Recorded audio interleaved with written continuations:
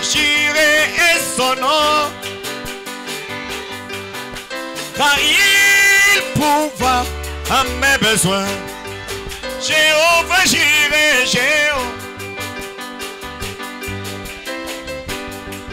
Priez son nom, car pourvoit à mes besoins. Chante Hosanna. Alléluia. Oui, béni. Hosanna. Oh. Oui, béni. Et mon sang. Oui, Jéhovah Rapha est son nom. Car il guérit mes maladies. Jéhovah Rapha est son nom. Car il guérit mes maladies. Chante Hosanna.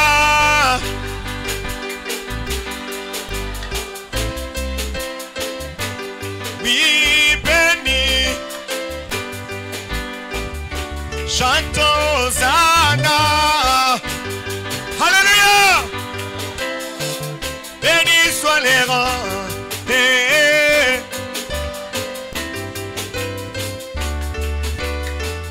Oui, Jéhovah Shalom est son nom. Car il me donne de sa paix. Jéhovah Shalom est son nom. Car il me donne de sa paix. Chantons Hosanna.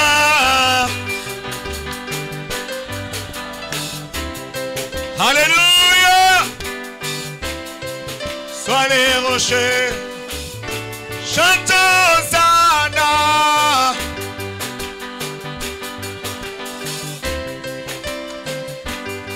Et béni.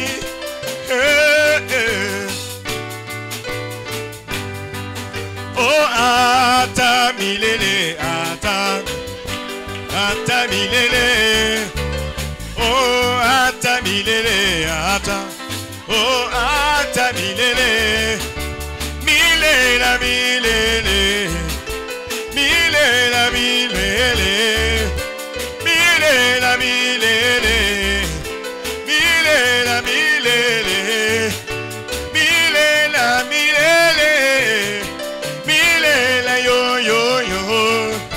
Milela, Milele. Milela, Milele.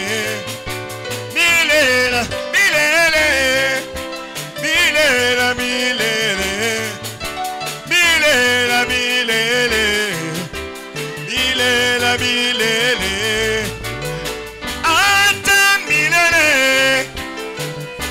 Ata Milele. Ata Milele. Ata Milele. Mungu wa mapendo, Mungu wa uzima, Mungu wa uwezo, Mungu wa huruma. Oh, Ata Milele. Ata Milele. Oh, Alléluia, Hosanna. Alléluia, Hosanna. Alléluia, Hosanna. Alléluia. Oh oui, Yembale. Yembale. Yembale. Yembale. Oui, Yemba. Hosanna, Yemba.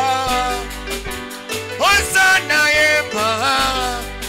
Udizambi mwene.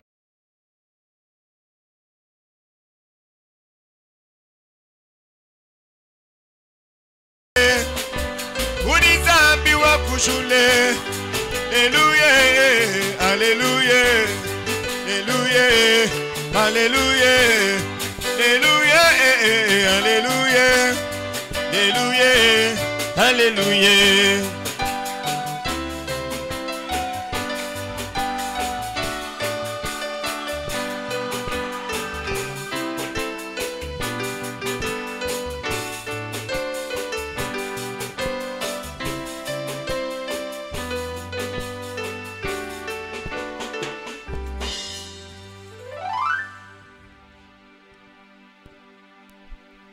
Lève ta main et parle à Jésus. Moko na moko tombola loboko lobela Yesu.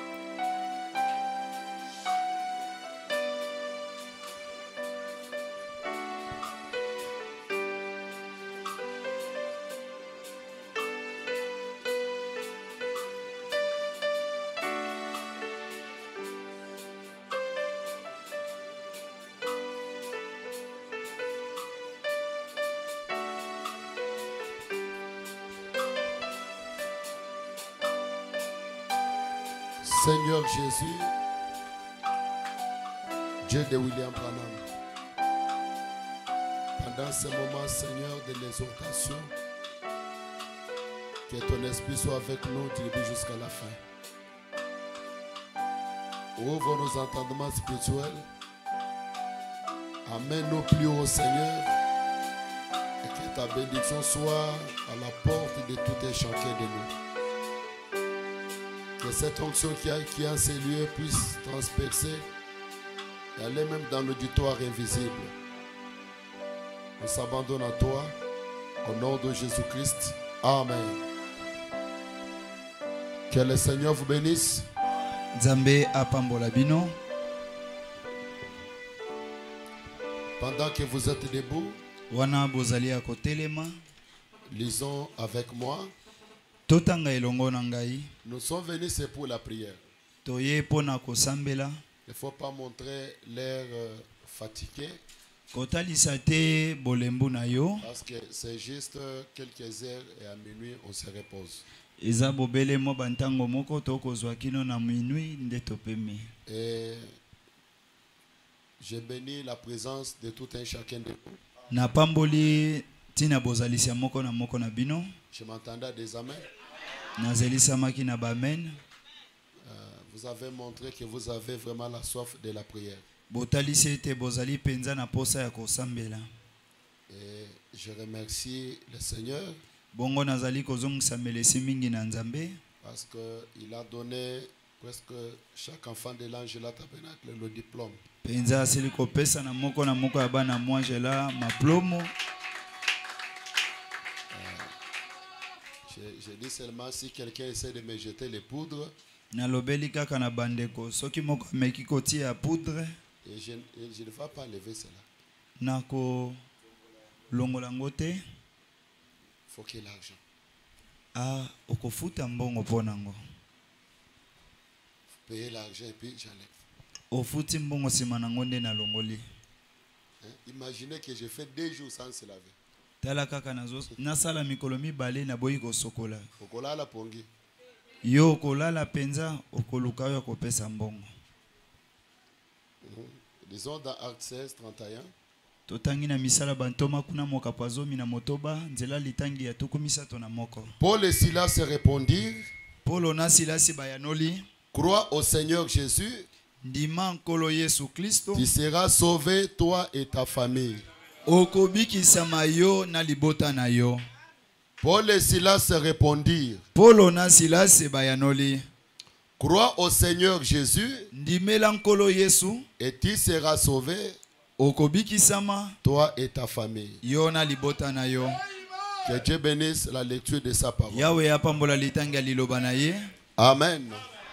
Ici, on nous dit tu seras sauvé toi et ta famille. Awa baibisi biso okobika yo na libota na yo. Mais Josué dit Kasi Yoshua alobi, moi et ma maison, ngai na ndako na ngai nous servirons l'Éternel. tokosalela Yahweh.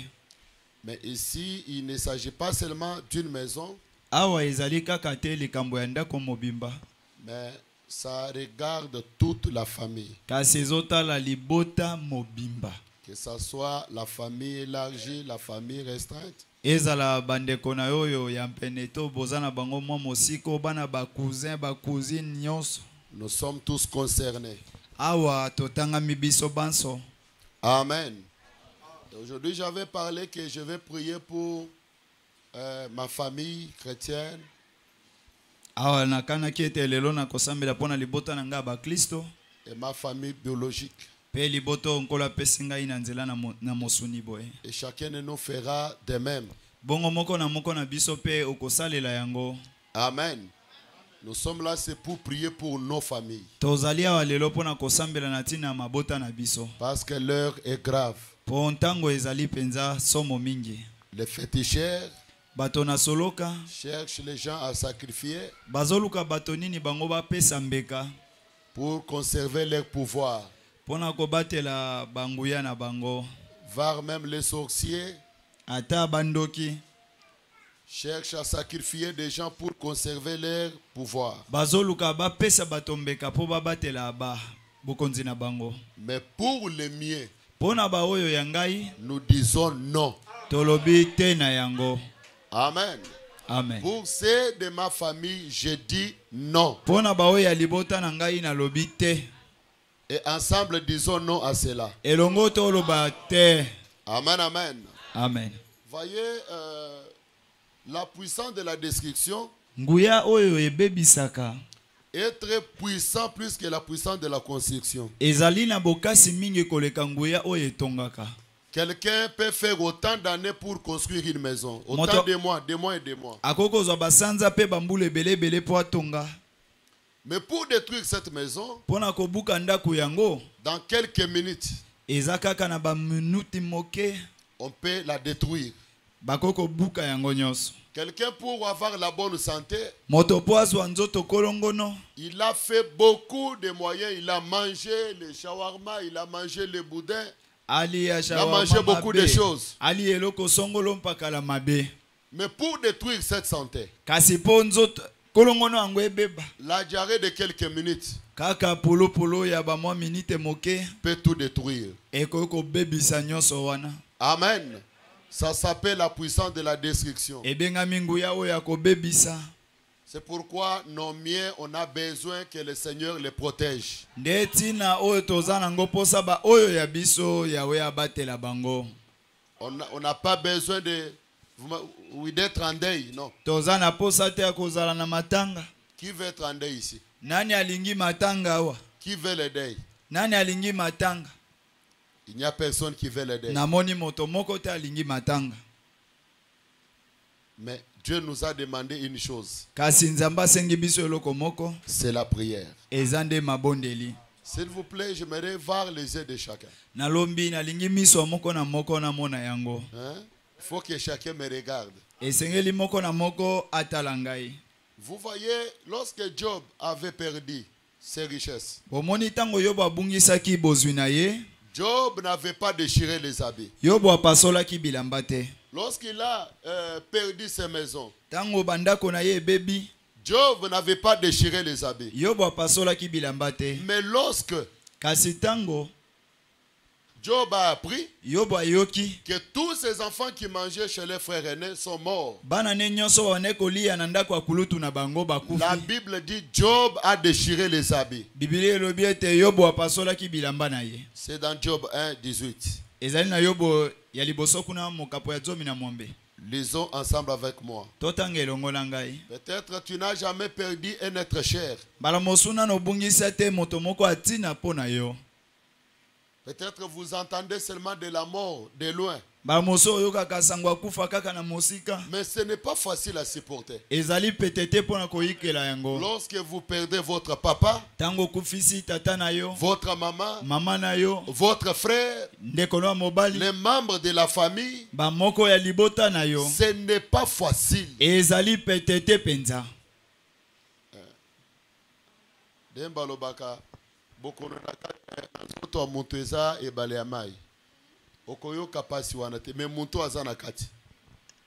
C'est pourquoi n'aimez jamais qu'une chose pareille nous arrive.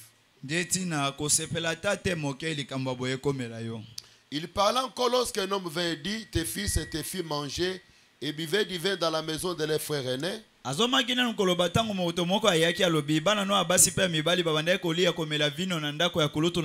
voici un grand vent est venu de l'autre côté du désert et a frappé contre les quatre coins de la maison. Il s'est écoulé sur les jeunes gens et ils sont morts. Et je me suis échappé moi seul pour t'en apporter la nouvelle. Alors Job s'éleva, déchira son manteau et se rasa la tête, puis se jeta par terre, il se prosterna. Il n'était pas secoué lorsque le bien, toute sa maison, ses biens étaient détruits. Tu peux perdre l'argent aujourd'hui. Tant que tu as les mains, tant que tu as la vie, il y a encore la seconde chance. J'ai besoin d'un amen. J'ai besoin d'un amen. Un amen qui peut chasser le sommeil. Il faut me dire amen en bougeant la main. Bougez fortement votre main. Pendant que tu bouges la main, que Dieu ouvre le chemin devant toi. Je me sens bien ce soir. Je vois visiter les gens ici. Et cette nuit, c'est une nuit spéciale. Tu as toujours entendu que Dieu donne des solutions. Je le déclare au nom de Jésus. Ce soir, c'est ton tour de témoigner. Même si tu ne le crois pas, moi je le crois à votre place. Tel sera témoigné. Tel frère a témoigné. Si le Dieu de l'Angela vit, si le Dieu de Branham est vivant, je demande un témoignage pour quelqu'un. La personne qui n'a jamais témoigné, si je suis serviteur de Dieu, quelqu'un doit témoigner ce soir. Amen, amen. Vraiment, je sens sa présence. Sa présence est réelle. Alléluia. Tu peux perdre l'argent. Tu peux perdre des maisons. Mais tant que tu as la vie, tu as encore une chance. Amen, amen. Mais lorsque vous perdez votre pasteur, jamais tu ne le retrouveras plus. Lorsque vous perdez le membre de la famille, c'est fini. C'est depuis le temps d'Abraham, les gens meurent.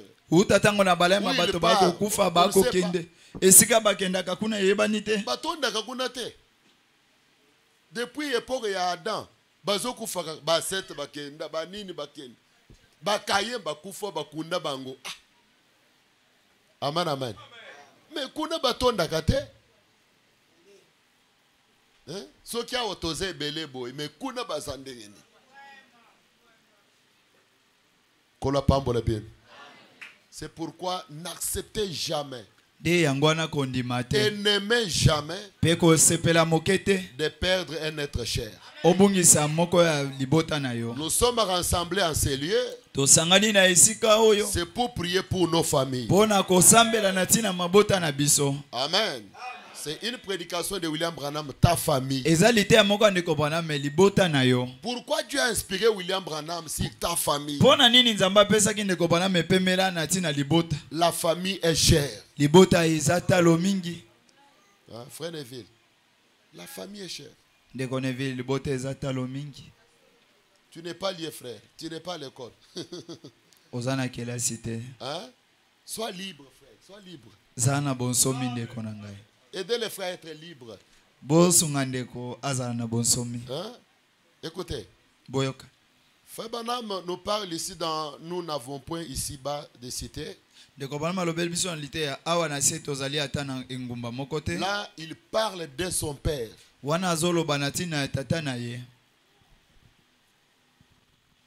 Les gens qui ont perdu leurs parents, ils comprendront la valeur de cette écriture. Et toi qui as la vie et qui est en train de négliger le parent, ça va vous interpeller. Ne négligez jamais les parents. Pendant que les parents sont en vie, soutenez-les. Amen. La première des choses qui me vient à l'esprit en ce moment ici, c'est une modeste petite maison bâtie à la campagne. À côté des champs, des joncs, des roseaux. Et de quelques pommiers qui étaient là où mon père, ma mère et les petites familles habitaient. Une modeste petite maison, bien sûr. Nous étions très très pauvres. Papa connaissait des moments difficiles. Il était un homme très pauvre. Il travaillait pour 75 ans par jour là dans le domaine du bois de Campèche. Est-ce que vous lisez ensemble avec moi? Mon père avait une mauvaise habitude de boire. Je regrette d'avoir à le dire, mais c'est vrai. Mon père est mort dans mes bras. J'ai vu papa travailler subitement. Quand son retour, son dos avait brûlé au soleil, au point que sa chemise lui collait dans le dos. Maman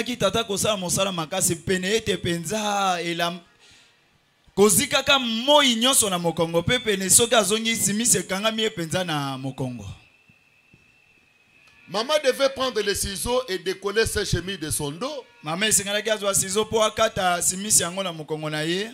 m'importe ce qu'il a fait, il est mon père. Quelqu'un peut me donner un amen? J'aime mon papa. Aujourd'hui, il n'est plus, mais il est toujours papa. Je m'attendais à un amen. Jeunes gens, ne l'oubliez pas. Si aujourd'hui vous avez assez de chance d'avoir un papa et une maman en vie, aimez-les, honorez-les. Je peux recevoir un amen. Aujourd'hui, ils deviennent des sorciers. Tango zali mwana mukie baleaki ote. Lelo nde bakoli ayo. Lelo bakomi bando qui partout chanter na loti bango bakomi balimba liangai. Un jour bana na yo pe bakolobelo bongo. Oyoka ndenge soaka. Les parents restent les parents. Baboti batikali baboti. Mais les gens respectent les pasteurs de plus que leurs parents. Kasi batu bako meme ababate limpate koleka baboti na bango moko. Honorez d'abord vos parents. Je m'entendais des amen. Aimez-les, honorez-les. L'heure arrivera où vous penserez que ce sont les personnes les plus importantes au monde. Si vous ne les pensez pas maintenant, petit enfant, n'utilisez jamais ces mots. C'est femme de vieil homme ou vieille femme. Ce n'est pas le vieil homme ni la vieille femme. C'est papa et maman. Je m'attendais à un amen. Tous les songes que toi tu as, c'est toujours sur les parents. Bandoto nyoso yoza ezaka ko mona Oh, natina baboti. namoni mama zola na nzete. Yo mona ka mama na wenda landa ko na nzete. Zela. Mokolo kolonga mino zusu ya pembe. Bana no pe bokolo babon. Là, il n'y a pas les amens. Kuna ba menezate. Mais c'est la vérité. Kasi ezali bosolo. Et l'un de ces jours, Moko na mokolo yo. quand ils sortiront de la chambre, Tamba ko bimanete na ndako. dans un cercueil, Bangwana na kati ya sanduku. avec des fleurs, vous les entendez descendre sous terre. Na fololo ko zelete bakotie na sa mabele. Et le pasteur dira, tu es poussière et tu retourneras à la poussière. Pe mokengela ko bakisa ozali mabele okozonga na mabele. Ça ne sera plus alors le vieux homme. Ça ne sera plus la vieille femme. Ça sera maman. Ekozala Vous susu vous to benga tordrez les bango. mains en pleurant, c'est vrai. Okokweyana na maboko bandi kolela. Honorez-les Memia bango. pendant qu'ils sont en vie. Wana bazana na bomoi. Qui me promet qu'il va honorer ses parents. Nani alaki ya komemia wa ye baboti. J'aimerais voir les mains, s'il vous plaît. Na lingina mona maboko. Que le Seigneur vous bénisse. Nzambe apambola Frère bino. Timothée, je n'ai pas vu votre main. Deko Timote. Basi Bakeye. Ça veut dire 7. Hein? Ils ne sont plus. Bazali susote. Ils ne sont plus. Bazali susote. Et tu n'auras jamais deux mamans. Okozalaka na ba mama mibale soko Maman est mokete. unique. Mama azase moko. Oh, ma marraine, à cause elle n'a jamais le la maman. O marena ngai akozalaka te lokola mama na yo. Oh, mon parrain, à cause elle n'a jamais le la papa na maman. Akozalaka te lokola papa to mama. Pendant qu'ils sont en vie, honorez-les. Wana bazali na bomoi memia bango. Achète-les des bons vêtements. Sombela bango bilamba malamu. Faites quelque chose pour que les parents soient dans la joie. Sala eloko moko po baboti bazala na esengo. Mais aujourd'hui, les églises d'aujourd'hui Kasi ba masambo ya lelo amènent les croyants à haïr leurs parents. bako mema bandimi baina baboti na bango. Oh, maudit ton père.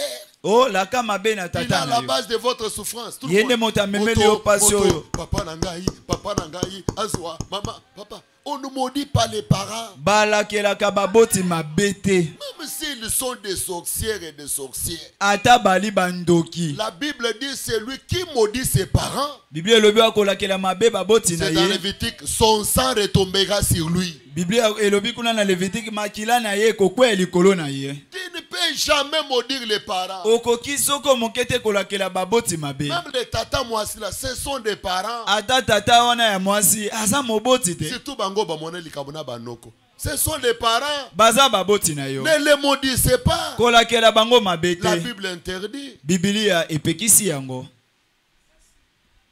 Je m'entendais un amen. Na baneko mizelisa na amen. Je m'entendais un amen. Na neko mizelisa na amen. Et fait bana me dit, Ndeko bana malobi. nous devons prier pour la famille. Esengeli to sambela pona libota. Dans la prédication, écoutez sa voix. Na lite oyo yoka mongongo na ye. Au point 34. Ce n'est pas pour rien que je dis ces choses. La famille est importante. Et ça n'a Nous pas devons battu. prier pour la famille. Esengeli to sambela pona libota.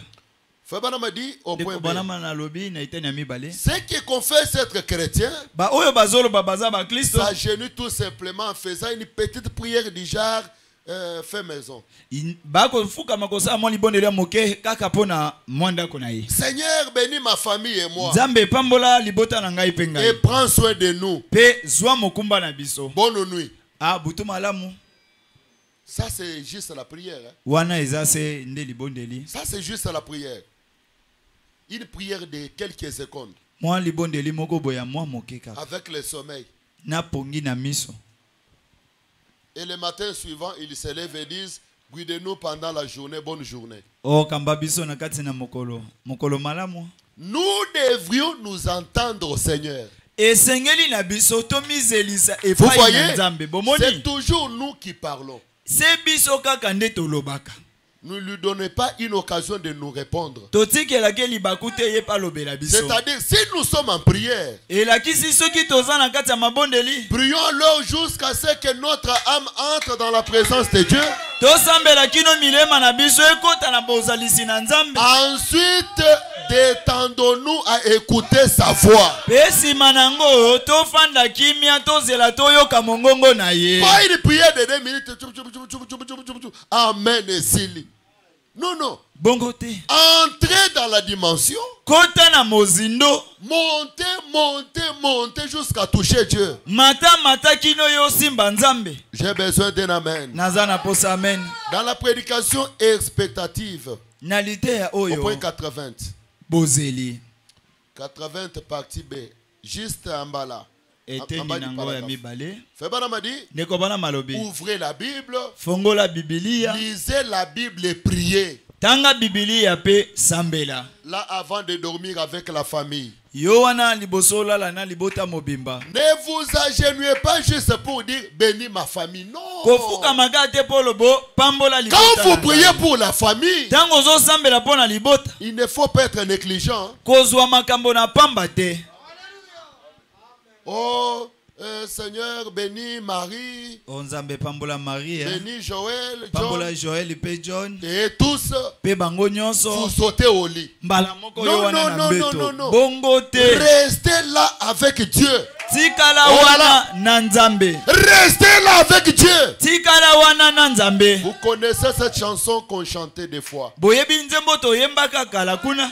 J'aime me tenir tout seul avec Christ. Nasepela kotele Mon matunda boko na Seigneur, Kristo nzambe na je ngai. peux lui rencontrer Nakoki tous koyebisa mes ye ennemis mitungisi na ngai nyonso. en étant tout seul. Kozala biso mibale kaka. C'est ce dont nous avons encore besoin. Nde yango nde toza nango posa. Ce genre de réunion, Lolenge ya bamayanga ni ce wana. genre d'église, Lolenge ya losambo wana. c'est le genre de l'église qui fait descendre les bénédictions de Dieu par la prière. Lolenge ya losambo ezosopanisa mabamboli na yawe na nzela mabondeli na bango. Je suis sûr que votre pasteur appréciera chaque membre qui devient ainsi. Na ndimisami mokengeli mo akosepela na mondimi moko na moko akomi bongo.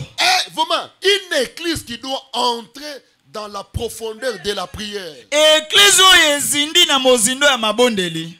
Intercédant pour les membres de sa famille. Kolombaka na tina bamoko alibota na ye. Amen, amen. Réclamant chaque membre de la famille. Kosengaka moko na moko alibota na ye na nzela libondeli. Dans la prédication ta famille. Na lite ya oyo libota na yo. Au point 30. Paragraphe 30. Febana m'a dit. Ndeko bala malobi. Si Dieu agit conformément à la chose même que Dieu lui avait dû de faire. Soki kutu yobo asalaki yenge bende na o nzamba sengaki ye. La seule chose qu'il fallait pour être intègre. Eloko moko esengelaki poza la moto na sembo. C'était d'offrir un holocauste. C'était juste. Ezalaki ya kopesa ngombe moko mbeka. Et il a sauvé Job et sa famille. Pe abikisaki yobo na libota na ye. Alors c'est quoi être intègre devant Dieu? Bongo ezali nini kozala sembo liboso na nzambe? Crois au Seigneur Jésus-Christ. Ndima nkolo Yesu Tu Kristo. seras sauvé toi et ta famille. Okobikisa mayona libota na yo. Si donc je crois pour ma famille. Soki ngai yo nazondima pona libota na Et nga. que vous croyez pour votre famille. Yo ndimi pona libota na yo. En croyant la chose. Nakondimaka eloko yango. Cela montre que nous faisons confiance en Dieu. Wana elakisi ete totieli nzambe motema. Je peux entendre un amen. Nakoko yoka amen. Dieu nous impute notre propre foi à justice. Nzambe azotangela biso kondima na biso moko na boyengebe. Comme il l'a fait à Abraham. Ndenge asalelaki abala ya Job et tous les autres, voyez-vous. pe yobo na basusu wana balandi bomoni. Ainsi cela nous est compté comme justice. Yango etangameli biso penza boyengebe. C'est ainsi que toi et ton foyer. Nde boyo yo na ndako no mobimba. Vous serez sauvés. Bokobikisama. Oh, je pense que c'est une chose merveilleuse. Na banzi ete eloko ya kitoko mingi. Non seulement cela, Kaka bongo te ha. mais j'ai persévéré pour chaque frère. Kasi na koyika mpiko pona ndeko moko na moko. Pour tous mes frères, pour Pona ma soeur. bandeko na nga nyonso ya mibali pe ya basi. Je ne persévère pas seulement pour cela, Nazosuka te na koyika mpiko.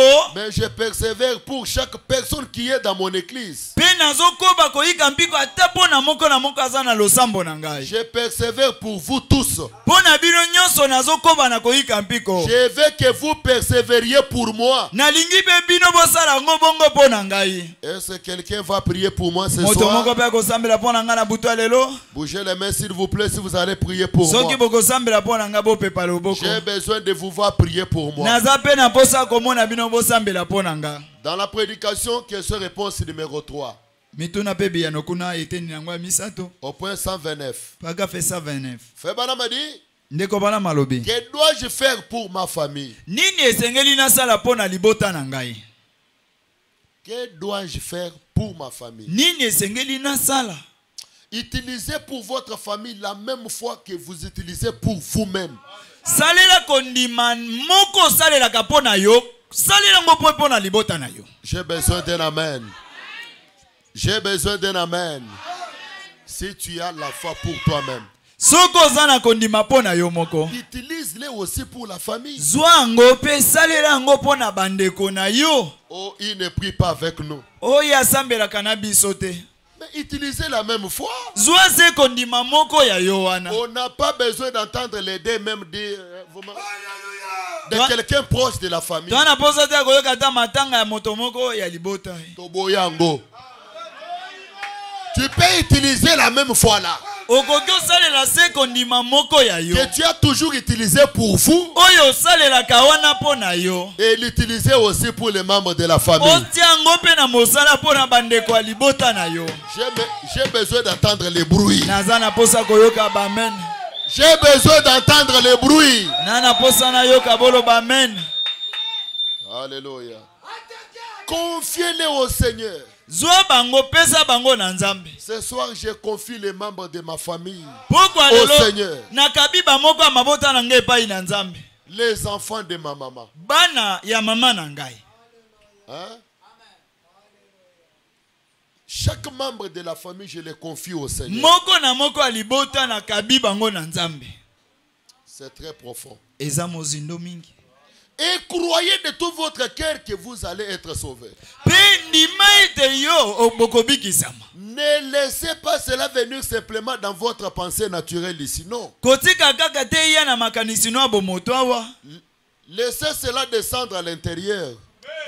Dans les subconscients. Alors, ils sont vôtres. Tikete kita na kati na yo. E kita kino na molema na yo. Pe na tango wana bakomi ba oyo ya yo. Bazaya yo. Alléluia. Tous les membres de la famille sont à toi. Banto nyoso alibota bazaya yo. Ils sont entre vos mains. Bazali na kati ya loboko na yo. Ah, c'est très profond. Eza mozindo mingi. Les enfants de mon père. Bana ya tata na ngai. Les enfants de ma maman. Bana ya mama na ngai. Tous les membres de ma famille Baye nyoso alibota na ngai. sont à moi. Bazali ya ngai. Donnez-moi un amen. Pesanga amen. Donnez-moi un amen. Pesanga amen. Ils sont vôtres. Bazali ya yo. Dieu vous les donne. Nzambe apesi yo bango. Lorsque vous les avez ici à l'intérieur. Tango yo zana bango awa na kati. Ils sont où? Baza wapi? À l'intérieur de moi. Kati na ngai. Ah, c'est très profond. Eza mozindo mingi. Si le diable est incapable de vous faire du mal, Soki Satan alembani ko salo mabe. et il sera aussi incapable Akolembana pe. de faire du mal à un membre de ta famille. Ko sala mabe na moko ya libota na yo. Parce que William Branham dit, William Branham alobi. ils sont là à l'intérieur de vous. Bazali wana na kati na yo. Ils sont les vôtres. Baza oyo ya yo. Laisse-moi le déclarer. Tika ngai na lobango. Chaque enfant de l'Angela Tabernacle. Mwana nyoso ya Mwangela Mongombo. Ma famille l'Angela Tabernacle. Libota na ngai oyo Mwangela Mongombo. Ils sont à moi. Baza ya ngai. Là, je m'entendais un amen qui peut bouger le ciel. Kozelisa meno ekoningisa lola. Un amen qui peut bouger le trône de Dieu. Ameno ekoningisa ngwende na nzambe. Ils sont à l'intérieur de vous. Baza na kati na yo. Tout ce que vous avez ici, Ba oyo nyoso yo za na bango awa. dans votre cœur, Na motema na yo. et que vous demandez lorsque vous priez, Oyo yo senga ka bango tango sa. croyez que vous recevez ce que vous demandez. Lima ete ozwi oyo yo zo senga. Je demande pour les miens qui sont ici. Nazo senga na tina ba oyo ya nga bazali awa. Que le Dieu de Branham les bénisse. Nzambe ya Branham apambola bango. Que le Dieu de Branham les protège. Nzambe ya Branham abomba bango. Maintenant, vous ne pouvez plus en douter. Si Moi, je n'ai pas de doute. Okoti asusu tembete. Ngai nazalaka su na Je ne tembete. doute pas, vous êtes ici. Boza wana kobetela ngo tembete o. Vous ne pouvez pas à la fois croire et douter, non. Combien savent cela? Vous ne pouvez pas croire et douter en même temps. Vous devez croire ce que vous demandez. Vous les recevez, puis il a dit que cela vous serait accordé. Croyez simplement pour votre famille. Et ils les recevront.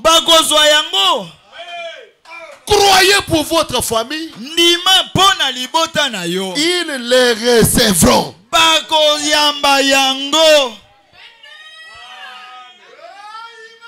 Amen, amen. Je peux recevoir un amen. Tu peux bénir ta famille. Et tu es là pour bénir ta famille.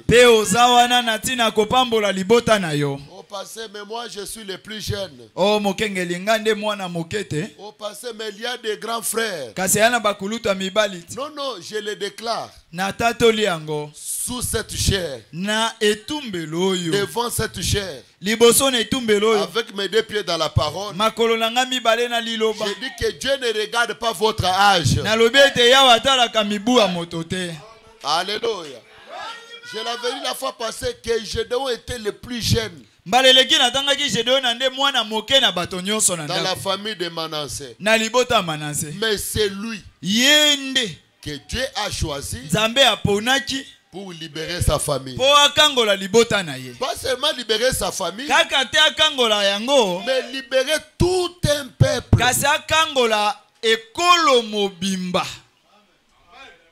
Ne vous négligez pas. Vous voilez. Ce n'est pas pour rien que vous êtes dans cette famille-là. Tu es le fils de Malachie 4. Ce n'est pas pour rien que Dieu t'a placé là. Dans Juge 6, 15, Gédéon lui dit: ah mon Seigneur, avec quoi délivrerai-je Israël? Voici ma famille est la plus pauvre à Manassé. Je suis le plus petit dans la maison de mon père.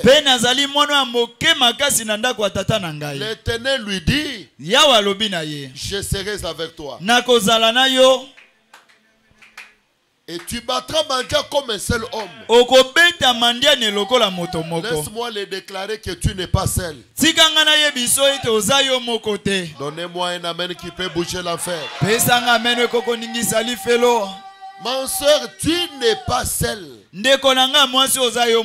À côté de toi, je vois l'être invisible. Je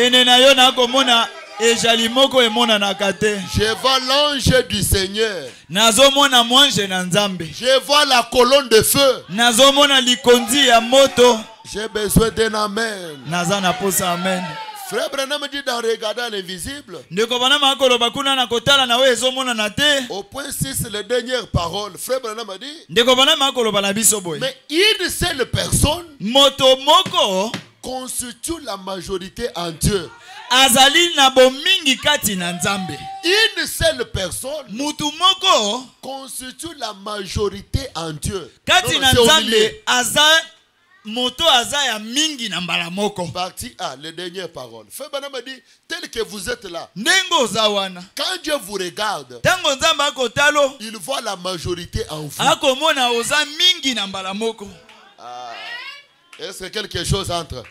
Quand Dieu vous regarde, il voit la majorité.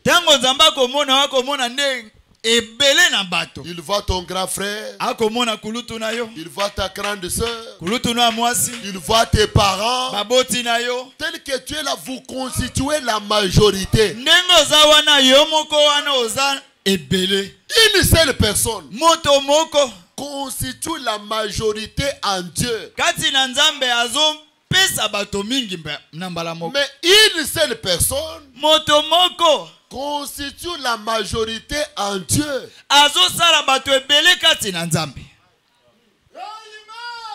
Lorsque votre ombre couvre beaucoup, tikete lilingi na yo efinika ba mingi. Si quelqu'un aime sa famille, dira un puissant amen. Soki moto moko alingaka libota na koloba amen na nguya. Frère Branham dit dans le saut de Pâques, Na elembo na pasika. au point 142, il dit, Kuna koloba na biso boy. je ne me soucie pas de ce que quelqu'un d'autre a dit. Na komitungisa te pona o moto mosusu alobi. Oh, les voisins disent, oh, celui-là, il a perdu la tête, il prie toute la nuit, il lit la Bible. Je ne me soucie pas de ce qu'ils disent. Bazaleni ba koloba oye oyo abeli moto. Atanga butu mobimba Biblia asambela butu mobimba. Il s'agit de ce que Dieu vous a appelé à faire. Etanga minde na o nzamba bengeli yo osala. Tu as une responsabilité. Ozali na mokumba moko. Si la famille souffre ce soir, Soki libote konyoko mabutu alelo. c'est parce que toi tu as négligé. Eza po yo zwi makambo na pete penza. S'il y a la pauvreté dans la famille, Soki eza na bobola na libota. c'est parce que toi, Po yo tu as négligé. ozwi makambo na pete. Amen, amen. Il prie beaucoup. Non, non. Moi, Dieu m'a appelé à faire quelque chose. Te nga nzamba benganga na salelo komoko. Le dernier parfait, Banama dit, Ndiko bana makoloba kuna et bo. vous êtes la majorité en Dieu. Pe ozali mingi kati na nzambe. Alléluia. Amen. Peu importe ce que les autres en pensent, Atako bato mosusu bakanisi nini yango. vous êtes la majorité en Dieu. Yo kati na nzambe otanga mi moko te kasotanga mi ebele. Ce soir, j'aimerais te prouver que Dieu t'a choisi. Pokwa lelo na lingi na ndimisiso ete nzambe apona yo. Qui croit que Dieu l'a choisi? Nana ndimi nzambe apona ye. Non, non, bougez les mains plus fort si Dieu vous a choisi. Pepa loboko na bokasi penza soki. Quelqu'un peut pousser un cri de joie si Dieu l'a choisi. Moto moko obeta mololo soki. Alléluia. Dieu m'a choisi. Nzambe aponanga. Dieu t'a choisi. Nzambe apona yo. Et tu es appelé à faire quelque chose. Pe obenga mi osalelo komoko. Et quand Dieu veut choisir, il n'a pas besoin d'études. Tango nzambe alingi apona atalaka kelasi te. Il n'a pas besoin de votre beauté, Akotala te kitoko na yo. de votre taille. O ozali ndenge nini. Non, non, il est court, non? O aza mokuse. Dieu, le choix de Dieu Kopona ya nzambe. est tombé sur moi. Ekwei liko na ngai. Alléluia. Le choix de Dieu est tombé sur toi. Kopona na nzambe ekwei likolo na yo. Comprenez ta mission Sosola tina na yo. dans cette famille-là. Na libota wana. Écoutez, Yoka. c'est dans 1 Samuel 16, Na Samuel aliboso kuna zomi na moto. 7. Sambo. Et l'Éternel dit à Samuel, Yawe alobi na Samuel. ne prends point garde à son apparence Kotala te libanda. et à la hauteur de sa taille, Pe molai te oyo aza nango. car je l'ai rejeté. Po ete ngai nabuaki ye. Amen. Il parlait des grands frères de David. Wana azolobela kulutu ya Dawidi. Il dit, je l'ai rejeté. Alobi nabuaki ye. Ne regardez pas sa taille. Kotala te molai aza nango. Je l'ai rejeté. Nabuaki ye. L'Éternel ne considère pas ce que l'homme considère. Yawe atiaka bokebi te na oyo moto atiaka bokebi. L'homme regarde ce qui frappe aux yeux, Moto azotala oyo ezobeta na miso. mais l'Éternel regarde au cœur. Kasi Yawe azotala na motema. Peut-être vous êtes négligé Mbala mosusu ozwami pamba. à cause de ce que les hommes vaillent. Natina oyo bato bazomona. Les parents sont attirés par des grands frères parce qu'ils ont des tailles. Baboti bokebi parle eke na français. baboti eke na bakulutu po bali minene balobaka lopoto. Non, non, ce n'est pas ça que Dieu regarde. Yango te nde nzambe atalaka. 11. Puis Samuel dit à Isaïe, Sima nango boye Samuel alobeli Isaya. sont ceux-là tous tes fils? Bana no kaka nde bango yo. Il répondit Ala yanoli. avec légèreté. Na bopete nyonso. Il reste encore le plus jeune. Tala etika lisusu wa mwa ya suka wana ya Mais il moke. fait paître les brebis. Abokola bampate kuna. Alors Samuel dit à Isaïe, Samuel alobi na Isaya. envoie les chercher. Tinda bakende koluka ye. Car nous ne placerons pas avant qu'il ne soit venu ici. Zambi tokolongwa nano ante soki bango bayete. Isaïe l'envoya chercher. Isaya tindi bakende koluka ye. Oh, il était blond avec de beaux yeux et une belle figure. Azalaki pembo talelo kwa mwendie moko boye pene longi kitoko. L'Éternel dit à Samuel, Yawe alobi na Samuel. lève-toi. Telema. Où elle est? pakola ye car c'est lui. nzambi ezande ye. Samuel prit la corne d'huile, Samuel akamati liseke ya mafuta éloigné au milieu de ses frères. apakoli ye na kati ya bandeko na ye. Et Dieu va vous oindre au milieu de tes frères. nzambe akopakolo na kati ya bandeko na yo. Si quelqu'un le croit comme moi, donnez-moi un amen. soki moto moko andimi yango lokola nga apesa amen. Il éloigné au milieu de ses frères. apakoli ye na kati ya bandeko na ye. L'esprit de l'Éternel saisit David. molimo na yawe esimbi dawidi.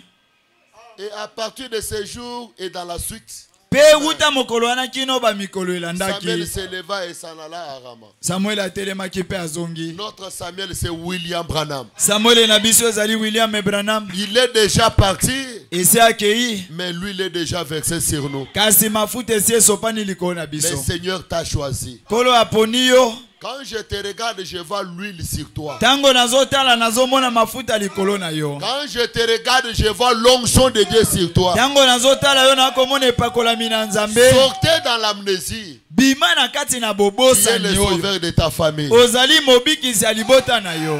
Sortez dans l'amnésie. bima kati na bokono ya bobosani. Tu es le Samuel, non le David de votre ozali famille. dawidi ya libota na yo. Donnez-moi un amen. pesanga amen. Dans 1 Samuel 17, écoutez. na samuel 17 kuna boyoka. Écoutez. Il y a eu un homme, hein, ezalaki na mobali moko. il s'est levé là. atelemaki wana. C'était Goliath de Gath, ezalaki goliata ya mboka kati. le Philistin. mofilistia. S'avança entre les deux armées hors des rangs des Philistins. apusanaki kati na mapinga mibale oyo abimi na lipinga na banga Il tient bafilistia. les discours que précédemment et David les entendirent. ailobi maloba moko awa pene akoma na suka nango dawidi 24. ayoki. À la vie de cet homme, na kotalela mobali oyo. tous ceux d'Israël s'enfuirent devant lui et firent saisis d'une grande crainte. isalela mobimba eponyokaki liboso na ye mpe etondaki somo mpenza. Chacun disait, avez-vous vu s'avancer cet homme? moko na moko akoloba bomoni mobali oyo azoya oyo. C'est pour jeter à Israël un défi qu'il est avancé. eza nde na ntina bokela isalela mo ndenge ye ayaki Si bongo. quelqu'un le tue, le roi le comblerait de richesses. soki moto moko abomi ye mokonzi akotondise na Il bozwi lui mpenza. donnera sa fille. akopesa mwana Il mwasi. affranchira la maison de son père en Israël. akokota na ndako ya tata na ye kuna na isalela. David dit aux hommes qui se trouvaient près de lui, dawidi alobeli bato baki penepene na ye. que ferait-on à celui qui tue ces Philistins? bakosalela moto wana nini oyo akoboma Et qui mofilistia oyo. ôtera l'opprobre le dessus d'Israël? bakolongola soni kati na isalela mobimba. Qui est donc ce Philistin? nani mofilistia oyo. C'est un circoncis moto akata pour mangenga insulter toyo. l'armée du Dieu po vivant. afinga lipinga yawe nzambe na bomoi. Le peuple répétant les mêmes choses. libote eyanolaki se makambo moko oyo. Amen. 28. Eliab, son frère aîné, bongo ikulutu na ye alobi. qu'il avait entendu parler à ces hommes, firent enflammer de colère contre David. ayokaki dawidi kosola na bato mosusu ye atombokeli Il dit, dawidi. pourquoi es-tu descendu? abi mpo na nini yo yawa. Et à qui a-t-il laissé ces peu de brebis dans le désert? nani yo tikeli ye kuna bokola bampate. Je connais ton orgueil nayebi lolendo na yo. et la malice de ton cœur. mpe mayele ya motema na yo. C'est pour voir la bataille que tu es descendu. eza nde mpo ye kotala bituma nde yo yawa. David répondit, qu'ai-je donc fait? dawidi alobi nini ngai nasali. Ne puis-je pas parler ainsi? esengelaki te naloba boye. Il se détourna de lui pour s'adresser à un autre alongwaki epai na ye mpo atuna moto mosusu. et fit les mêmes questions. eyano ezalaki kaka se moko Le wana. peuple lui répondit comme la première fois. libota eyanoli ndenge bapesaki esango mbala liboso. Lorsqu'il a entendu les paroles prononcées par David, ntango ayoki maloba oyo dawidi alobi. on les répéta devant Saïl, balobi yango liboso na saulu. qui les fit chercher. alukaki ye. David dit à Saïl dawidi alobeli saulu. que personne ne se décourage à cause de ces Philistins. moto moko talemba nzoto na ntina mofilistia oyo. Ton serviteur ira se battre avec lui. mowumbu na yo akokende kobunda na ye. Amen, amen. Les frères de David craignaient Goliath. bakulutu na dawidi bande kobanga goliati. Même l'armée d'Israël craignait Goliath. ata lipinga mobimba isalela balengaki goliati. Même Saïl craignait Goliath. ata sauli ye moko abangaki goliati. Mais David qui avait l'onction sur lui, dawidi yo azalaki na epakolami likolo na ye. il connaissait ce qu'il était. ayebaki nani oyo azali. Il a dit ne le craignez pas. alobi bobanga ye te. Alléluia. Amen. Il y a un Goliath ce soir Ezana Goliath moko na poko lelo. qui est en train de défier votre famille. Oyo azobwakela libota na yo mondenge. Ce soir, le Seigneur va vous donner la victoire. Poko lelo nzambe akolongisa yo. Goliath là peut être la pauvreté. Goliath ane ekoko zala bobola. Il peut être la maladie. Ekoko zala bokono. Il peut être un blocage Ekoko zala kokangama na eloko moko. qui a duré beaucoup des années dans la famille. Oyo ezwi batango ebele na libota. Goliath là peut-être une maladie héréditaire. Ekozala tango mosu bokono moko etikaka libota te ezokitana kaka. Peut-être la stérilité. Mbala mosu kozanga kobota. Febana me dit, Ndeko bwana malobi. quand il y a un Goliath, Tango ezana Goliath moko, il y a toujours un David. ezana Dawidi moko pe. S'il y a un David ici, Soki ezana Dawidi moko il me donne un amen de vainqueur, apesanga amen ya balongi. un amen de victoire. Amen moko ya elonga. J'aimerais entendre les amens là au fond, s'il vous plaît. Même Saül le roi Ata Saulu ye mokonzi. craignait Goliath. Alengaki Goliath. Écoutez ces paroles. Yoka maloba na ye. 33. Saül dit à David, tu ne peux pas aller te battre avec ces Philistins. Saulu alobeli Dawidi yoko kite kokene kobunda na Mofilistia Car oyo. tu es un enfant. Po yo ozali mwana. Et il est un homme de guerre dès sa jeunesse. Aza moto na etumba uta kokola na ye. Toi, tu es encore enfant. Yo nanu mwana moke Tu te. vois la tante là? Ozomona tata mwasi wana. Tu vois l'oncle là? Omona noko wana. Il a mangé tel. Aliya Il songolo. a mangé tel. Aliya fulani. Il est terrible. Aza somo. Ne jouez pas avec lui. Kosakana na ye te. David connaissait sa position. Dawidi ayebaki etelemelo na ye. Ce soir, tu dois reconnaître ta position. Poko ya lelo esengelo yeba etelemelo na yo. Tu dois reconnaître ce que tu es. Esengelo miyeba nani yo zali. Tu es un David. Oza Dawidi. J'ai besoin d'un amen. Naza na posa amene moko. Tu es un enfant. Oza mwana. J'aime la réponse de David. Nasepelaka na yano na Dawidi. David dit à Saül, Dawidi alobeli Saul. ton serviteur Mosali na yo. faisait paître les brebis de son père. Abane kobokola bampata tata na Et ye. quand les lions ou un ours venait enlever une du troupeau, Tango ngombolo tonkosi moko ayaki po alongola moko bampate nanga. je courais après lui, Nalandaki ye mbango. je le frappais Nabetaki et ye. j'arrachais les brebis de sa gueule. Pe nabotolaki ebwele na monoko na ye. S'il se dressait contre moi, je le saisissais Soki- par la gorge, je le frappais et je le tuais. Atelemeli ngai na kokangi na mongongo pe na bomi ye. C'est ainsi que ton serviteur a terrassé les lions et l'ours. Ndebo emoumu na yo aboma kosi pe aboma ngombolo. Il lancera des Philistins. Ndenge pe kosukela Mofilistia oyo. De cet incirconcis, Esute oyo. comme de l'Inde, car il a insulté l'armée du Dieu vivant. Po ye asili kofinga lipinga ya wenzambe na bomoi. David dit encore, l'Éternel qui m'a délivré de la griffe du lion David alobi yewe abikisa ngai na manzaka ya ngosi. et de la patte de l'ours, Pe ya maboko ya ngombolo. me délivrera aussi de la main de ces Philistins. Akokangola ngai na maboko ya Mofilistia oyo. Je me Amen. souviens. Quand je me souviens de ce que Dieu a fait dans ma vie, Tango nazokanisa na o nzamba akokisa na bomoi nanga. quelles que soient mes erreurs, Ata mabunga na ngai. je n'ai pas peur de sorciers. Nakobanga bandoki te. Alléluia. Si c'était pour la mort, j'allais mourir il y a longtemps. Soki esengelaki nde kufa ekata makambo sina kufa kala te. Si je suis en vie, Soki naza na bomoi. parce que cet ange du Seigneur Po mwanje oyo ya nzambe était avec moi. azalaki elongo na nga. Si tu es en vie ce soir, Soki oza na bomoi kino butu c'est alelo. parce que l'ange du Seigneur, Po mwanje na nzambe il est à tes côtés. aza pene pene na yo. C'est Dieu qui a la dernière signature sur ta vie. Nzambe nde aza na mokolo to asuka na bomoi na yo. Et je le déclare que tu ne mourras pas. Pe na tatoli okokufa te. Sans que Dieu n'a pas signé. Soki nzambe te nde apesi nzela o. Même si on va t'empoisonner, tu ne mourras pas. Ata batieli yo mbondo ya mabe okokufa Le te. sida ne te tuera pas. Sida ekoboma yo te. Vraiment, je m'entendais à des puissances en main. Na bana komiselisa. Est-ce qu'il y a des David ici? Eza na badawidi awa. Combien de combats que Dieu t'a épargné? Bitumba boni yawe abikisi yo nango. Combien des accidents que le Seigneur t'a épargné? Makama ndenge na ndenge nini nkolo abateli yo liboso nango. Et aujourd'hui, il t'a laissé. C'est aujourd'hui que Dieu t'a laissé. Dieu n'a jamais laissé ses enfants. Il n'a jamais abandonné.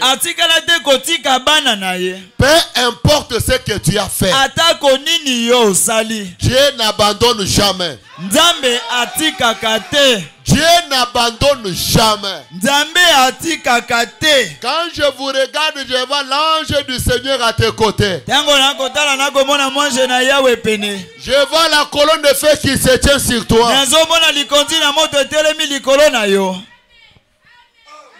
Il ne t'abandonnera jamais. Combien de fois tu as été à l'hôpital et tu es sorti? Febana m'a dit, quand il y a des Goliaths, il y a des David. Combien de fois dans tes oreilles tu as entendu les insultes? En tant que David, tu as fait quoi? Ouvrez les yeux, regardez-moi. Fixez-moi s'il vous plaît. À cause de ta vie, à cause de ta maladie, tu as entendu les critiques. Qu'est-ce que tu as fait? Mais quelqu'un qui a l'esprit de David, les hommes meurent mais pas les esprits. L'esprit de David est en vie ce soir. Est-ce qu'il y a de David ici qui peut se relever et dire non à Goliath? Pour toi, tu vois que ta vie là, cette vie là est normale. Avoir les enfants, ne pas avoir les enfants, tu les vois normal. Qui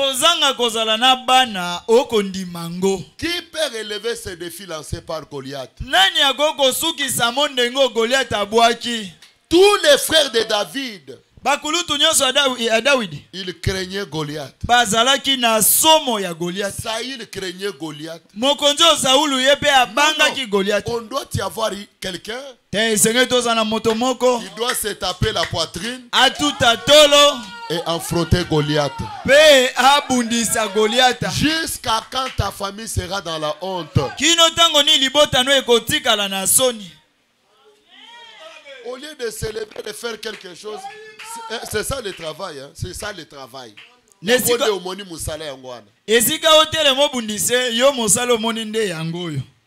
Pona yo musala nyonso tala ndenge ozola lala pongi musala nde omoni koteka yango wana musala nyonso yango wana bisenga senga. Ça c'est une vie d'un enfant de Dieu. Et puis olali ti tongo eye olamuki pe olamuka pe na tongo yozo mona vie wana normal bakola kandenge ni. Frère, on dit que José Nango, ils ont moko, il y a un responsable. Au côté pana Yohana, on vous dit bonjour chef. Évitez n'engé sarakanga tango charon bien un chef. Quand je suis dit moi ici je suis chef. Botouna Daniel, hein? Aïe c'est bien autant bazo bengue chéri chef. Ozo PCP moi na batu mitindo na téléphone au baliete. Hein? Ce n'est pas normal. Febana m'a dit il faut se marier jeune. Nekobana mabibala elenge. Na yebite o jera kango ndenge nini. Ajo yayo au balite. Ozo mona normal. Ko la pambole bien. Et puis mon tobongo azo mana tongo azo ele fufu na ba. Kana longwe pa na biso na ja 15 ans. Nazo banga ba para. Mais bana bwena lelo. Aji na yo nozola na ndako ba parents zo mona ngo normal. Ozo réclamer na biloko elala. Hein? Ola mungi na to biloko na ngai tikalaki. Ozo tumbango na nini? Non, ça ce n'est pas une vie. Oyoyo ezali bomoite. Ozomona ngo normal. Ndengo ozwa na tikalo kota na maison en Turquie te. Osuka ka na gambela. Olokoti oloki batailleur ba bende lionanse. Ça c'est une vie. Nous les enfants de Dieu, notre millénium commence ici.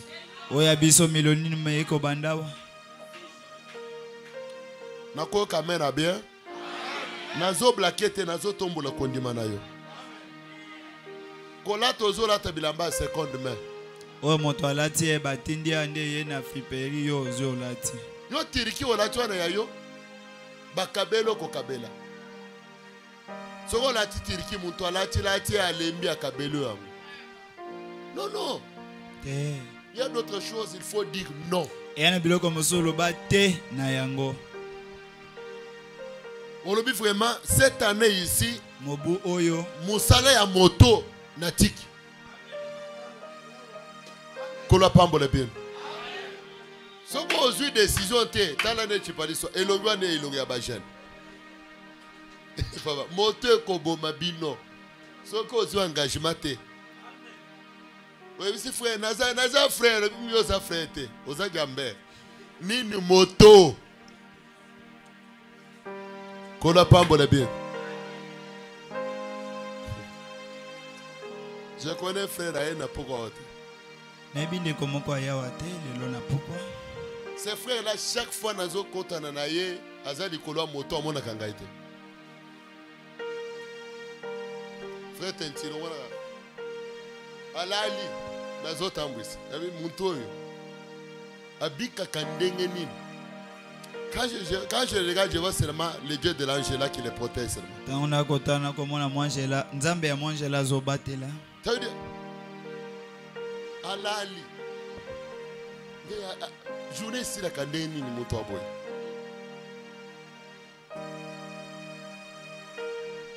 Na église au sotolobi. Na nazala $500 après 100 ans. Mawa. $100 pour l'engagement ya muketa la ndenge batu bazo qui m'église. Engagement ya muke.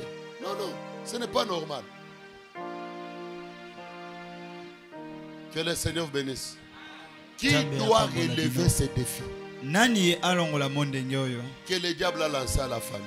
Oyo monguna abwakeli libota. Qui doit les relever? Nani esengeli nde alongola yango? Si ce n'est pas toi, qui d'autre? Soki yote nde nani mosusu? Ce soir, relevez la tête. Pourquoi elelo tombola moto? J'aime voir les films des gorilles. Nalinga kotala film mingi ya mikomboso. Même s'il est dans la défaite, ata babeti il va se taper la poitrine. Akobeta beta tolo na ye. Il aime se taper la poitrine. Asepelaka kotuta tolo tango nyonso. Un chrétien, ce n'est pas un lâche. Mokristo aza moto te alimbaka Un likambo. chrétien, c'est un courageux. Mokristo azali nde moto na mpiko. C'est comme ça qu'on vieillit. Nde boye tozonuna. Baviaka ndenge nini? Kaka bongo nde ekendaka. Kaka boye nde konuna yango wana. Ndenge natali ndenge suki na yo ndenge ezali. 5 ans liboso suki ya pembe zobima. Hein? Frère Eli, au beau tité, métal et longueur. Hein? Non, non, non, non, Dieu doit intervenir à la tête. Tu dois relever la tête, frère. Babendika 5 ans liboso, mande va pembe.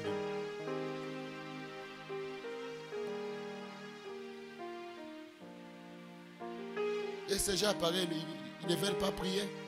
Kasi okoko kuta bato ya boye makambo eko simba te balingi pe ko sambela te ayaka pe azo ya munene na makambo za ngozo ya munene. Est-ce que yoko ya munene vraiment? Libala te mwana te. Ozo se sentir peu à l'aise. Non. Ezaki bon pour na anate. Zamba pambola pe. Jacob l'a saisi. Yakobo akangaki ye. Je ne te laisse pas. ngai nakotika yo te jusqu'à ce que kino ete tu me bénis. yo pambola ngai. Parce qu'il était dans les besoins. Po ye azalaki na posa, Parce qu'il avait un problème po azalaki na likambo moko qui demandait la mort ou la vie. oyo etale liboso na ezalaki kufa to bomoi. Posez-vous la question. Mituna motuna Des ans liboso a soko bali kozala ndeni. Soko balite. Non, non, non, non. Ce soir, buto ya lelo j'aimerais te voir prier différemment. nalingi namona yo osambela ndenge mosusu. Fabana me dit dans le David le vaillant guerrier. Davidi mobuni molongi Ce dont nous avons besoin ce soir, oyo toza nango posa na pokwa lelo c'est de quelqu'un d'autre qui sait où il tient.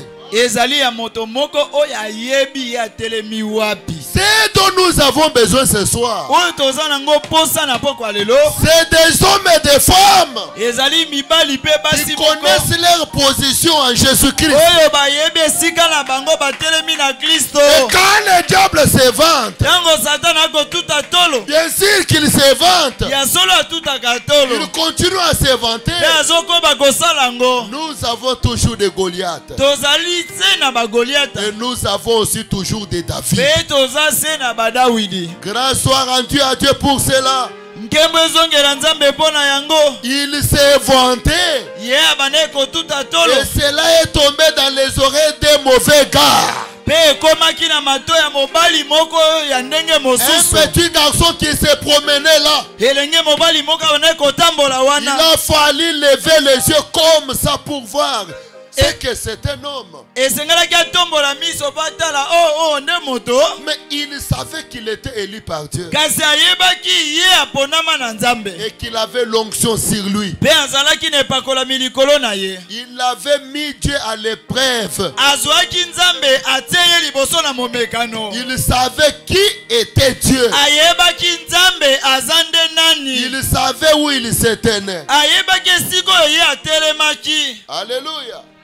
David connaissait sa place. Dawidi ye ayebaki esika na ye. Lorsque Goliath se vantait, Tango Goliath azotutatuta tolo lorsque Goliath se vantait, wana akotuta tolo le diable se vantait avec des maladies. Satan akotuta tolo na bokono. Est-ce qu'il y a un David ici eza na Dawidi moko awa qui peut dire non au célibat? oyo akokolobela yo monzemba nalobi na yo suka awa. Qui dira à Dieu, pour le célibat, je mets fin à cela pour oyo cette année. akoyebisa nzambe mpo na kimonzemba ngai nasukisa ngo nde na butu ya lelo. J'ai besoin d'un David ce naza soir na posa Dawidi moko na pokwa lelo qui dira à Goliath oyo akolobela Goliath que je vais couper ta tête. nazokata moto na yo. Est-ce qu'il y a un David ce soir eza na Dawidi moko na pokwa lelo qui connaît sa position, oyo ayebi esika na telemi, qui connaît ce que Dieu a fait de lui? ayebi oyo nzambe akomisi ye. Prends la décision ce soir. zwa nde ekateli na pokwa Et oyo. le Dieu de William Branham nzambe ya William Branham sera derrière vous. akozala nsima na yo. Parce que je vois la grande onction. na banzi ete nakomona epakolami ya monene. Je vois la grande onction. nazomona epakolami ya monene. Je vois l'onction de Malachie 4. nazomona epakolami ya malaki ya minei. Mais Branham dit l'onction de Malachie 4. ndeko bana malobi epakolami oyo ya malaki ya C'est minei. une onction qui travaille avec le cœur. eza epakolami ezosala na nzela ya mitema. Amen. Ça travaille avec le cœur. ezosala nde na nzela ya mitema. Laisse que quelque chose se passe dans votre vie ce soir. tika eloko moko eleka na bomoi ino na pokwa lelo. Que chacun de nous puisse quitter ces lieux moko na moko na biso alongo esika oyo avec une grande onction. na epakolami ya monene. J'ai besoin d'un amen qui peut chasser Satan. naza na posa meno ekobengana J'ai Satan besoin d'un amen qui peut chasser la paix. oyo ekobengana kobanga. Un amen qui peut chasser les troubles. oyo ekobengana mobulu. Un amen qui peut chasser le sommeil. oyo ekobengana pongi. Un amen qui peut chasser l'amnésie. oyo ekobengana bobosani. Relevez la tête. tombola moto. Dis à Goliath, yebisa Goliata je vais te couper la tête. ngai nazokato moto. Jusqu'à quand? kino tango nini? Je dis bien jusqu'à quand? na tuni malamu kino tango nini? Il n'y a pas quelqu'un qui peut faire quelque chose. Eza na moto moko ta koko sala eloko moko. Si dans la famille il n'y a personne, toi aussi tu Soki na libota peux moto pas moko faire quelque azate. chose. Yo koko sala eloko moko te. Non, je crois. Te nga na zondima. Avec le Dieu de Branham. Na nzambe ya Branham. Essaye encore. Meka lisusu. Essaye. Meka lisusu. Ne baissez pas les bras. Kokitsa maboko te. Il n'y a personne qui peut faire quelque chose. Yana moto moko ta sala mo eloko moko. Si tout le monde a reculé. Soki bato nyonso bazongi. Mais toi tu peux. Yo ozo banga. Tu as oublié la force, la puissance de ce Dieu. Obosani nguya pe bokasi ya nzambe yango. Mettons-nous debout. Totele malikolo. Tu as oublié sa force, sa puissance, sa façon de faire. Obosani bokasi na ye, nguya na ye, ndenge na asalaka makambo. Dans la famille, il n'y a personne Na libote eza na moto moko te. qui peut faire quelque chose. Oyo akoko sala eloko moko. Une seule personne contient la majorité en Dieu. Moto moko epai na Non. nzambe aza mingi na bato. Il y a beaucoup qui attendent votre élévation, Eza na ebele bazozela yo penza otombwama. afin qu'il soit aussi élevé. Po bango pe batombwama. Est-ce qu'on peut se tenir debout, s'il vous plaît? Tokoko telema likolo na bondeli bino. Écoutez, Boyoka. enlevez tous les chaises du côté des sœurs. Bolongola bakiti nyonso na ngamba bandeko basi. J'aimerais que nous puissions prier avec décision. Nalingi to sambela penza na mokano. Dans les 40 minutes qui nous restent, Na mwa 40 minutes etikali biso awa. j'aimerais que chacun prie de la façon il n'a jamais prié. Nalingi moko na moko sambela na ndengo nano sambela te. Enlevez-moi tous les chaises qui sont du côté des sœurs. Bolongola bakiti nyonso eza na ngamba bandeko na biso abasi. C'est juste quarantaine de minutes. Ezaka mwa ba quarantaine de minutes boy. J'aimerais que tu pries de la façon où tu n'as jamais prié. Nalingi osambela na lolengo nano osambela te. Goliath t'a défié. Goliath abwakeli yo mondenge. Avec beaucoup de français dans la bouche, mais il n'y a pas le travail. Lopoto meke na monoko kasi mosala eza te. Tu as étudié, mais il n'y a pas le travail. Otanga kasi mosala eza te. Tu as cet âge que tu as, mais pas le mariage. Tala mibu okomi nango kasi libala eza te. Non, tu dois relever ces défis. Te esengeli olongola mondenge oyo. Dans ta famille, tu es celui que Dieu a choisi Na libota na yo yo nde nzambe aponi. pour que la famille soit relevée. Po libota etelema. Est-ce que je peux entendre un amen? Nakoko yoka amen. Je peux recevoir un puissant amen. Nakoko zo amen moko Est-ce que ambuya. vous êtes prêts? Bobelemi. Si vous êtes prêts, bougez un peu les mains. Soki bobelemi pepa. J'aimerais voir la main de chacun bouger. Bougez, Nalina mona bougez là, loboko bougez moko na là. moko eningani. Prenez maintenant la position de la prière. Zwa lolenge ya malamu ya kosambela. Voici à Liboso et Bolo. Bagitu à Liboso. Vous voulez s'agenouiller, la place est là. Soko sepele ofuka mandeko tala esika yango Non. liboso. Dans cette église de l'ange là, Na losambo oyo mwangela. il n'y a pas quelqu'un qui peut toucher $1 million. Eza na moto moko te oyo asimba $1 million. Non. Dieu doit bénir un frère ici. Nzambe esengela pambola bandeko mibali awa. Vous ne le croyez pas? Bondimi yango te. Dieu doit bénir un frère ici Nzambe esengela pambola ndeko moko ya mobali awa. avec $2 millions. Na ba million na mibale ya dollars. Est-ce que ça peut se faire? Ekoki esalema. Non, ça peut. Ekoki kosalema. Le Dieu de Branham peut tout faire. Nzambe ya ndeko Branham alembani eloko moko te. Dans la famille, on doit tous souffrir. Na libota biso nyonso nde tonyokwama. Quand il y a des, on va aller où? Soki matanga eza tokimela wapi? Aller chez les familles, hein, des manches longues, mais de quoi? Élargi. Famille élargie. Tolanda bandeko ya musika. Mais les enfants qui sont sortis dans cette ventre-là, pourquoi? Kasi Pourquoi pas bana vous? oyo babimi na libota oyo songolo oyo bango te pona nini bino te? Bando botama olala kana yo kaka. Okolala jusqu'à quand? Mais tala ndenge ba hein ba fissure ekomi ko salo na nzoto. Ozomona ngoma wate. Kola pambola ben. Bari de komi ko bimo na nzoto. Ozomona teke kokola nyonso ngwa. Kola pambola ben. J'aimerais que quelqu'un prie de la façon il n'a jamais prié. Nalingi moto na moto asambela na lolengo na no sambela te. Bana bafana kiti oyo. Mama, telema likolo. Toza besoin bosimba ba million. Toza besoin zamba pese beno ba million. Ozana mwana mema mwana na yo papa. Koko kwe kala. Chilobo chavita. Tina jenda fomo. Merci Seigneur. Koko kwe kala. Chilobo chavita. Tina jenda fomo.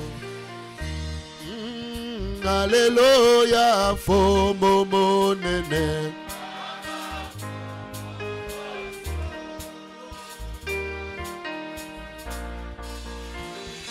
O tangila Yesu. O chilobu chetu bimunene.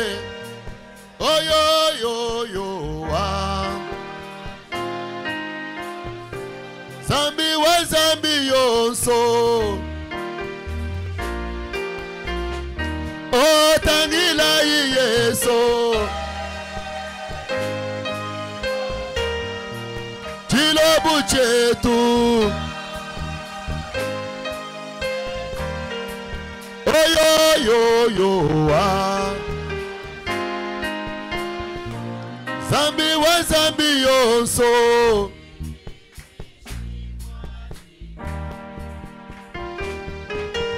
Chani chilobo. Zambi wa bishima. Wani sente jimone. Wakwele lambila. Yadi sanga wewe. Oh, hallelujah. Amen. Oh.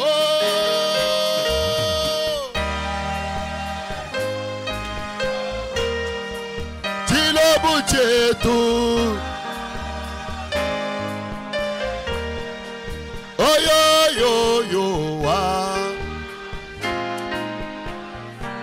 Zambi wa zambi yonso. Iji mwishi mwajeba. Hallelujah. Vita na shaba. Yambane mikole. Kode Yesu mi pepele. Yesu mwakobe. Ilanda chilumbu. Amen. Hallelujah. Oh, tangila Yesu. Chilobu chetu. Oh yo yo yo wa. Zambi. Zambi wa zambi yonso. Weshe mwajeba. Oh l'Éternel, le mon berger, je ne manquerai de rien. L'Éternel, le mon berger, je ne manquerai. Chantons Alléluia. Chantons Alléluia. Unganga wa moyo wange ale. Unganga wa moyo wange. Unganga wa moyo wange ale. Unganga wa moyo wange.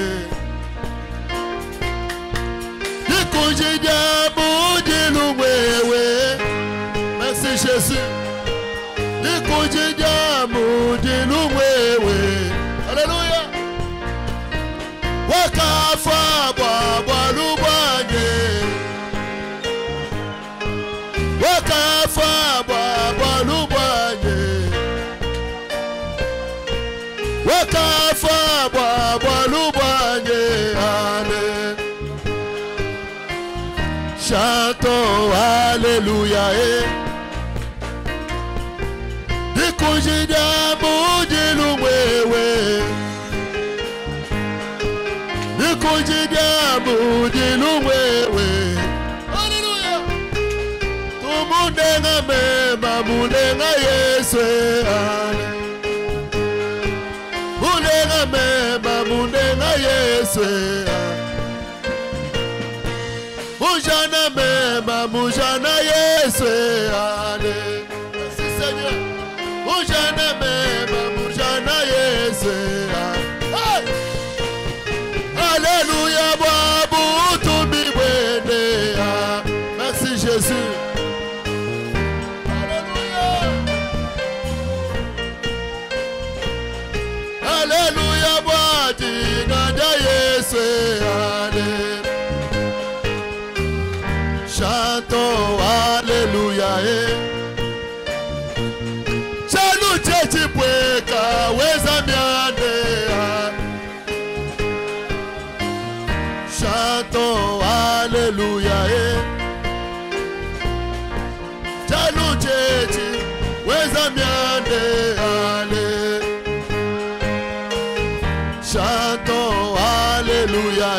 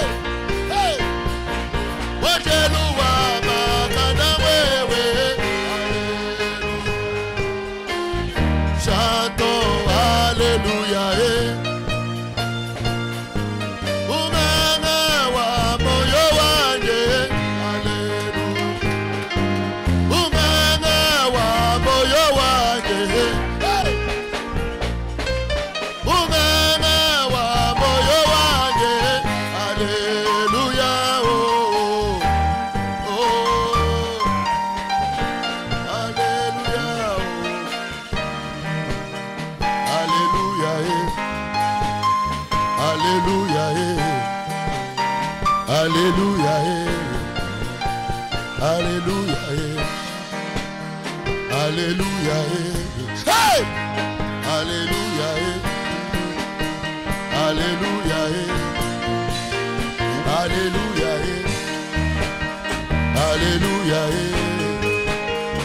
Alléluia. Alléluia.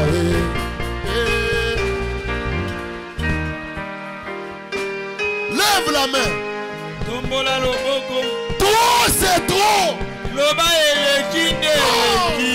Pourquoi Dieu t'a amené au monde? Yahweh ayana yona mokili pona nini? C'est pour accompagner les autres. Ezande botika basusu. C'est pour vivre toujours dans l'envie. Ezaka bobika boina bilulela. Non. Te. Dieu doit marquer ta présence. Yahweh sengela talis ete yo zali. Et chacun doit marquer sa présence. Moko na moko sengela talis amana bato. Même après votre départ. Ata yo longwe na mokili awa. Les témoignages de vos témoignages restent derrière vous. Litatoli na tina na yo etikali penza sima na yo. Chacun doit laisser les empreintes derrière lui. Moko na moko sengela tika bilembo sima na ye. Même après les années. ata nsima na bambula. On dit qu'Ethel était passé par ici. Songolo azalaka na biso awa. Alléluia.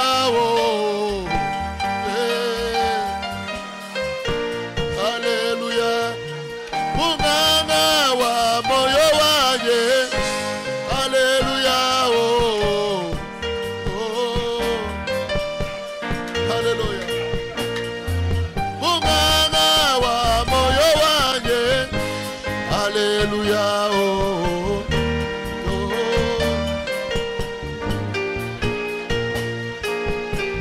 Que chacun entre dans la prière.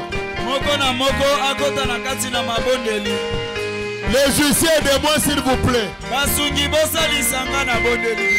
Vous voulez vous agenouiller, approcher à la chair. Osebelo fuka na oyena etumbelo.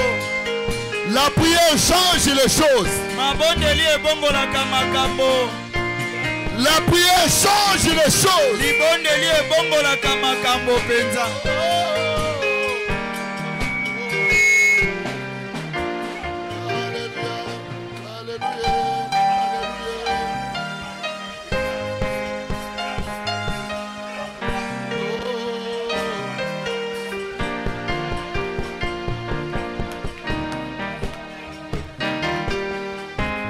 Alléluia.